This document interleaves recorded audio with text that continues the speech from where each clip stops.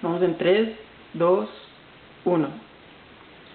Bueno, y me encuentro con el profesor Wilson Penagos Jaimes. Él es un profesor de un colegio departamental de Cundinamarca, dicta clases en matemáticas y física, y lo hemos citado hoy aquí para que nos ayude informándonos acerca pues, de la educación que reciben los estudiantes pues, de la sociedad de hoy, que nos hable acerca de su pensamiento de política, pues teniendo en cuenta que ahorita se vienen las elecciones presidenciales, y de qué tan buena ha sido la formación en ese colegio y en los colegios de Colombia. No sé su opinión acerca de eso. Wilson, buenos días. Gracias. Muy buenos días. Gracias. Bueno, Wilson, cuéntenos exactamente usted qué hace, cuál es su labor en ese colegio, cómo ha sido su experiencia como profesor. Bueno, ya llevo 22 años de experiencia en el sector oficial y trabajo en el sector de la cabecera municipal.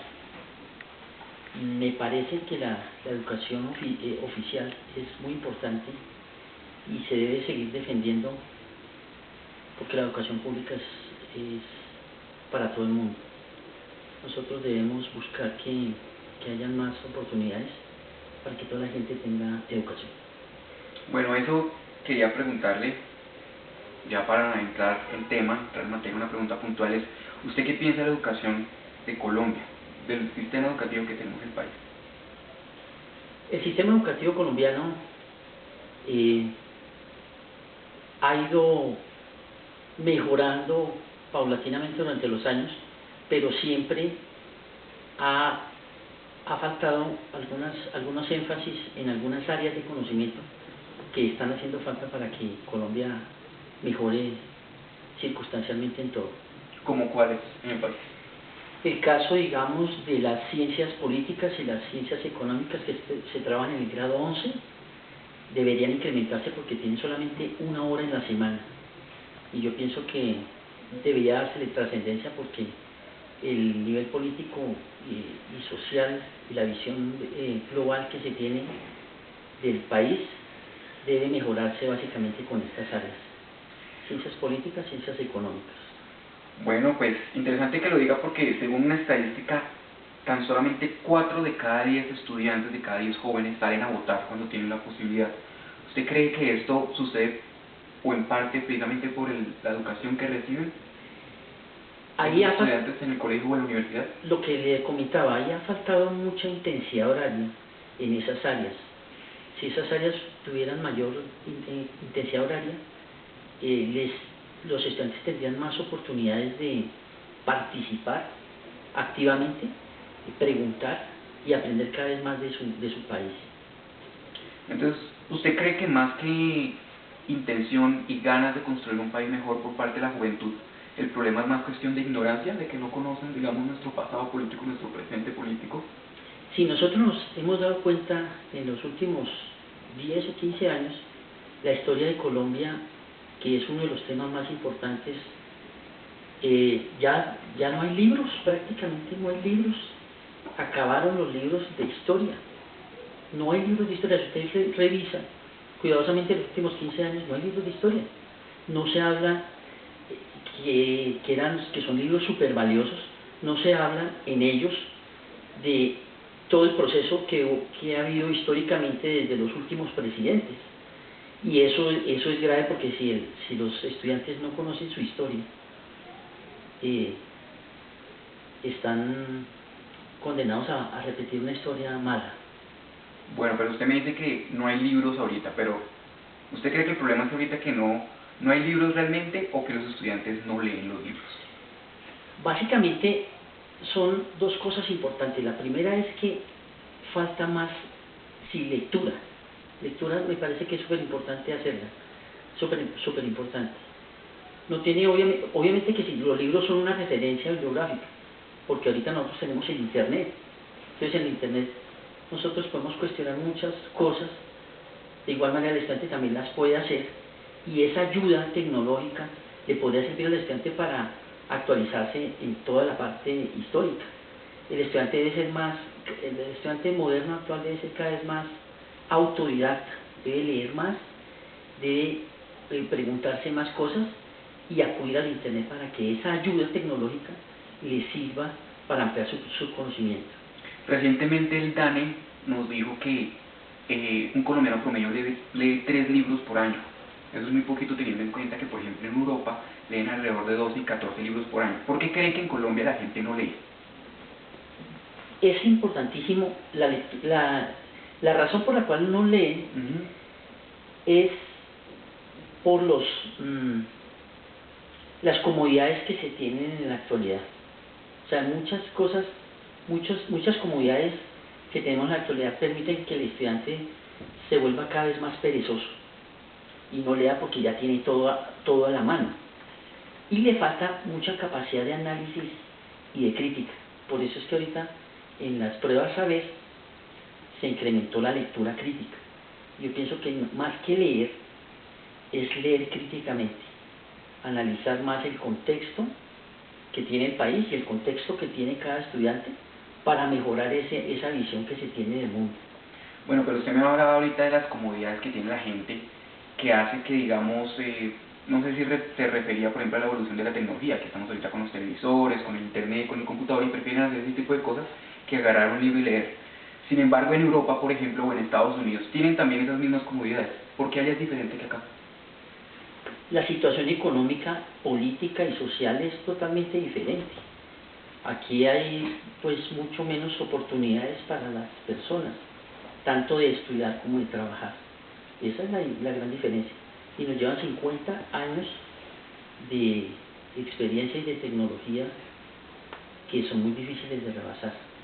Sin embargo, Colombia ya afortunadamente, digamos, tiene esos medios, sino lo que yo enfatizo es en que el estudiante debería utilizarlos más racionalmente. Esos medios, el caso del internet, que se utiliza solamente para hablar o contactarse con el otro, solamente hacer parte social, cuando en realidad lo que se debe hacer con esto es enriquecerse con información. Enriquecerse con la información general. Bueno, Wilson, a ver, yo le quería preguntar, ahorita usted antes de empezar la grabación me hablaba de que ya tenía claro su candidato para la presidencia, entonces vamos a hablar un poquito de política. Sí. Cuéntenos por quién va a votar. Bueno, mi voto realmente es por Petro. Listo, entonces ahora le pregunto cuáles son sus argumentos para votar por Petro, y ya vamos a pasar a hablar de los otros candidatos. Bueno, en la historia que hemos tenido de Colombia, que es precisamente lo que yo le enfatizaba desde el comienzo de la encuesta, era que faltaba ver la historia de Colombia, qué ha pasado en los últimos años y por qué en los libros debería aparecer eso y no aparece. ¿Por qué no aparece en la historia de los últimos 15 años aquí en Colombia? No hay libros sobre eso. ¿Por qué dejaron de imprimir esos libros? Entonces la idea es mirar qué ha pasado en esos 15 años. Entonces en esos 15 años han pasado muchas cosas importantes para Colombia. La primera fue armar una constitución nueva. Estaba la constitución del 86 y quedó la constitución del 91. Bueno, eso fue más de 15 años, pero... Esa constitución del 91 fue clave para mejorar todos los procesos sociales y políticos que ha tenido Colombia en esos últimos años. Cambiar la constitución fue súper importante. Y uno de los promotores en esas circunstancias históricas fue el M-19. En ese caso, esa guerrilla, que era una guerrilla urbana, que después negoció y se entregó sus armas, se metió a la política. Y ahí, en ese caso, hay todavía candidatos que están todavía ejerciendo como senadores. Y están en la política, están en la vida actual. Y uno de ellos es Petro. Entonces a mí me parece que Petro fue importante también para esa modernización de las normas que deben regir un país.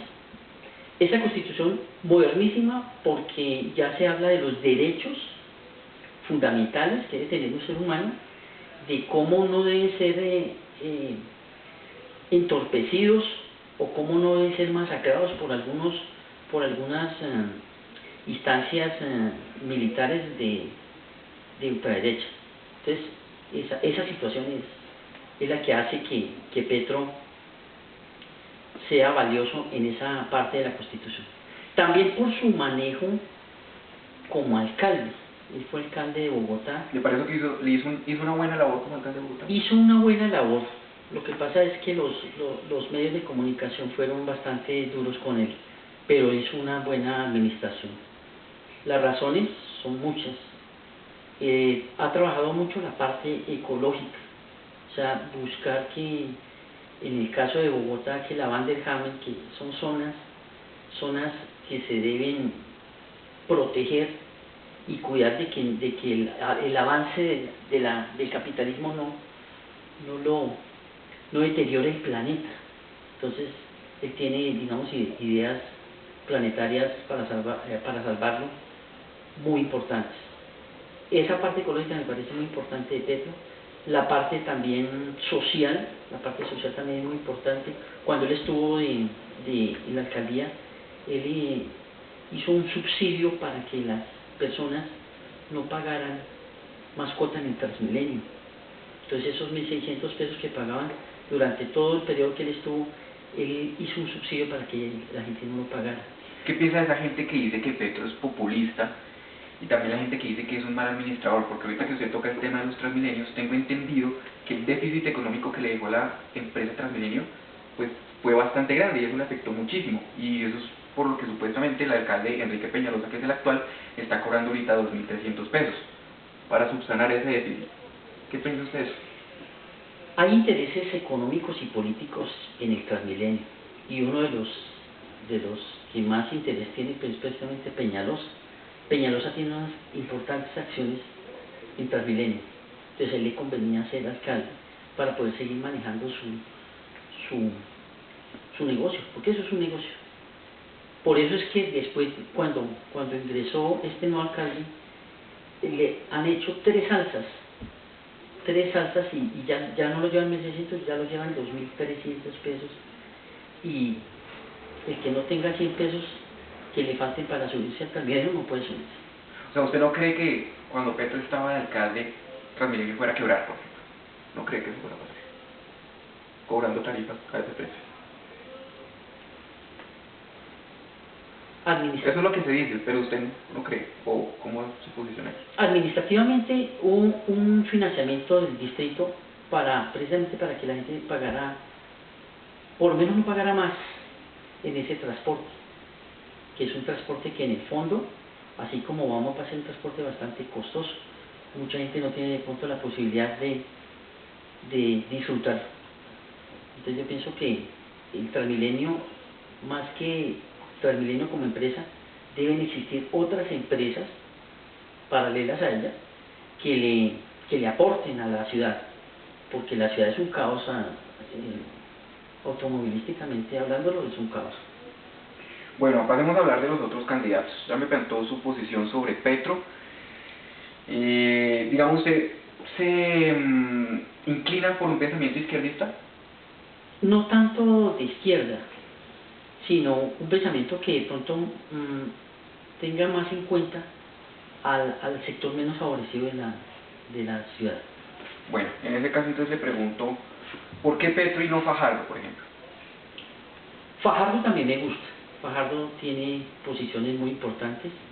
Como le comentaba antes de la entrevista, Fajardo ha tenido experiencia con sectores también poco favorecidos, y eso es importante. El caso, digamos, de las comunas de Medellín. Entonces la parte social él también la maneja bastante bien, pero pienso que más lo haría una Colombia humana con Petro. Listo, muy bien. Bueno, usted ahorita me hablaba de la importancia de que los jóvenes conocieran la historia del país en los últimos 15 años. Me habló bastante de esa cifra, 15 años. Curiosamente, durante 15 años nos ha regido un mismo gobierno de la mano de un mismo señor que se llama Álvaro Uribe. O sea, todos los presidentes que han estado han sido de él o escogidos por él. Ahorita el que más alto está posicionado en las encuestas es precisamente el candidato Uribe, que es Iván Duque. ¿Qué piensa acerca, digamos, del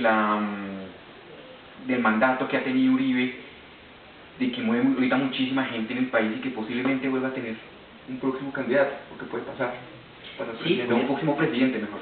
Puede pasar, y es muy probable que lo sea. Ese candidato tiene una gran fuerza política, económica, social, y puede quedar sin lugar a dudas.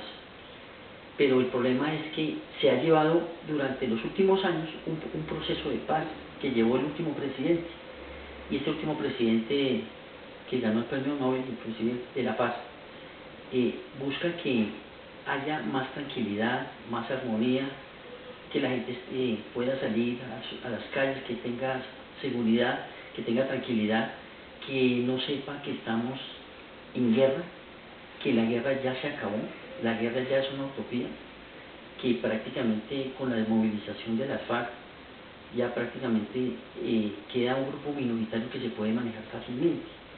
Ya sería más un trabajo policial y no del ejército.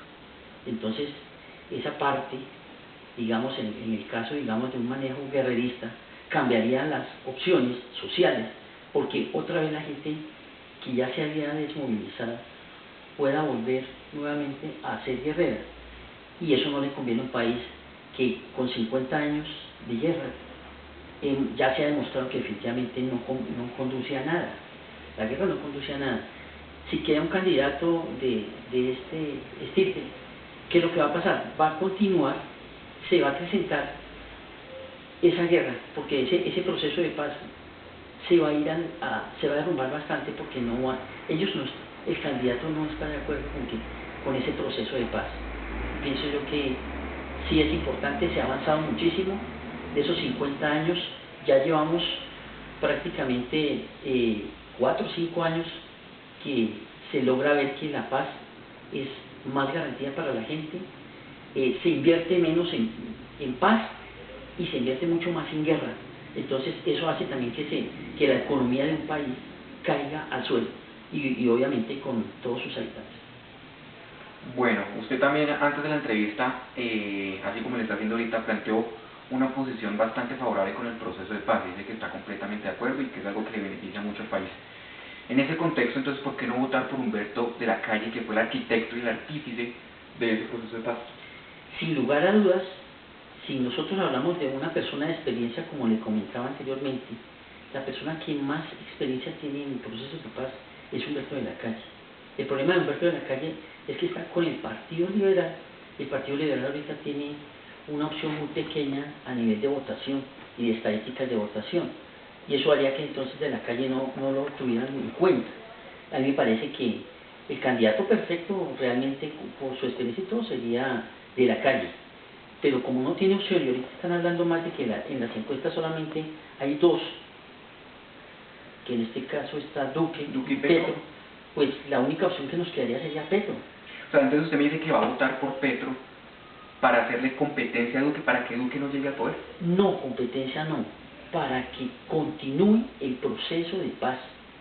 Ese proceso de paz debe terminar acabando con la otra guerrilla que nos queda, que es la del ELN. Sí, pero usted me decía que, digamos, su candidato, el candidato más adecuado para asumir las riendas del país, para seguir con un proceso de paz, es Humberto de la Calle, porque ya tiene experiencia, pero dice que no vota por él porque necesita a alguien que haga competencia a Duque, y es Petro por las encuestas. Sí, ¿Correcto? porque en las encuestas están colocando solo a ellos dos y están descartando a de la Calle. O sea, ¿usted cree que votar por Humberto de la Calle es un voto perdido? No, nunca. No sería perdido totalmente, sino que como en las encuestas solamente eran dos, la única opción que nos queda sería Petro. ¿Sí me hago entender? Bueno, yo tenía una pregunta acerca también, para volver al tema de los jóvenes, y ahorita que se tocaba el tema de la Constitución del 91, los jóvenes fueron muy importantes, por algo que se llamó la séptima papeleta, pero ya vamos a pasar a hablar de eso. Háblame primero de Vargas Lleras. ¿Qué opina de ese candidato? Vargas Lleras tiene una influencia grande. Él ha manejado gran parte la infraestructura del país, todo lo que tiene que ver con vivienda, y él ha manejado esa parte. Los cargos que ha tenido, uno de los más importantes ha sido ese, que es lo de la vivienda, y la vivienda, pues sin lugar a dudas, es un aspecto muy importante. Pero él hace énfasis en su parte política de que él va a trabajar es para la policía, o sea, todo lo que tenga que ver con funciones policiales, porque de pronto ve que la parte que realmente le está haciendo falta a Colombia es la parte ya de la delincuencia común. Entonces dice, pues si yo me dedico a la parte de la policía, podríamos acabar con esa parte que haría falta. Pero entonces resulta que el país no es solamente o sea, la parte social no tiene nada, no solamente que ver con la policía, tiene que ver con el ejército, tiene que ver con otras instancias que son mucho más amplias en un concepto social. Y por eso diría yo que a ese candidato pues le estaría haciendo mucha falta experiencia en la parte social. Él debería trabajar más en esa parte, en ser más dedicado y más dedicado a las personas, a los grupos sociales. Sí, él pertenece... ¿Su merced no cree que, digamos, en su trabajo como vicepresidente estuvo mucho con esas comunas, con esos pueblos, regalando casas, ayudando a la gente menos desfavorecida? Pues por eso tal vez... Menos favorecida, ¿verdad? Por eso tal vez será que pueda llegar a sacar también una votación muy importante, diría yo. Pero por experiencia social pues sí les faltaría bastante, porque la parte social no es solamente la vivienda, obviamente que es algo importante, pero hay cuestiones también muy importantes para la gente. El caso, digamos, del empleo, de los trabajos. Entonces esa parte nunca la trabaja. El caso del proceso de paz, tampoco lo trabajó. Entonces son cuestiones que le falta experiencia en otras cosas, y le falta experiencia en otras cosas que también son muy importantes para Colombia. Bueno, bien. Me queda una preguntita ya para terminar y para volver otra vez al tema de los estudiantes que tocábamos al principio. En la Constitución del 91, antes de que se hiciera, surgió algo que se llamó la séptima papeleta, que fue un movimiento estudiantil con profesores también, que consistió en hacer que la gente, en esos momentos pues había unas elecciones creo que del Congreso y de la alcaldía y de algunos gobernantes, en las elecciones ellos incluyeron una séptima papeleta aprobando bueno, pues la Constitución Política del 91, y ahí fue que como inició todo. ¿Qué pasa con esa juventud? O sea, ¿qué pasó con esa juventud de la séptima papeleta? ¿Dónde está ahorita? Que no la vemos tan interesada en la política, por ejemplo, en tomar las riendas del país. ¿Usted qué cree? Y esa pregunta para terminar. Yo pienso que ese estudiantado y esas personas que fueron muy importantes, relevantes, porque eran del sector educativo, yo pienso que lo siguen siendo. El problema es que de pronto no les han dado las oportunidades que deberían tener actualmente para poder influir por ejemplo, en la toma de decisiones, o por ejemplo en la parte política, de que estuvieran influyendo, por ejemplo, para que un determinado candidato quede porque nos conviene a todos socialmente. Listo. Wilson, muchas gracias. Eso es todo. Bueno, ok, muchas gracias. Listo.